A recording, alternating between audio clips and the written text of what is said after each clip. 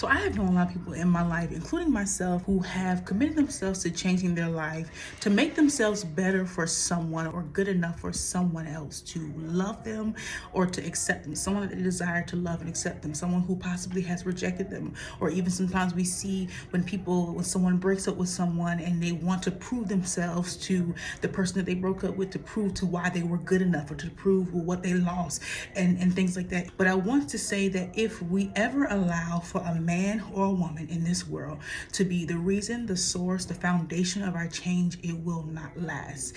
But if we allow for God to be the reason, the source, the foundation for our change, we will find ourselves in the middle of purpose, okay, being fulfilled in life and actually being made new or having been made new. If we submit ourselves or if we put ourselves in the position to change for man or to change for him or to change for her, the goalpost will always move, and it'll be an ever-changing mold that we'll be trying to fit ourselves into to make ourselves right for them.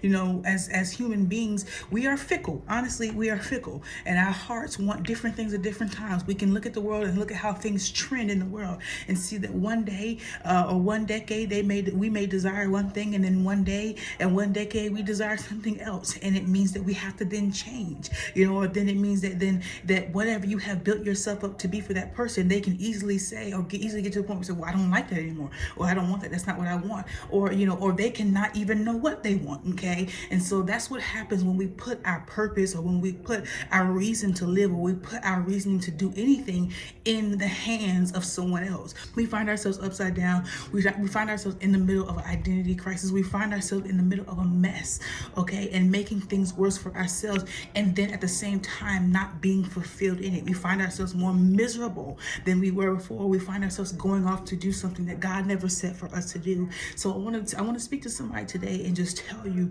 that if you're going to change, if you're going to transform, if you desire that, let it be because you desire that in God. Let it be because you desire that in Christ, not because you desire that to show off, not because you desire that for somebody else to finally love you, or for somebody that you wanted to love you or desire you to finally accept you. Let it be for God, because one thing I know about him is that he loves you regardless. He loves you unconditionally.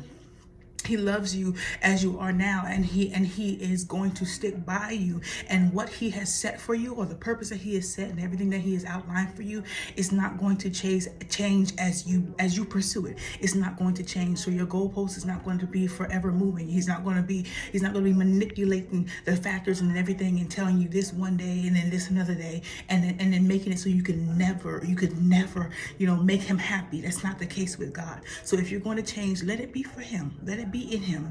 Let the foundation be established in him. Okay.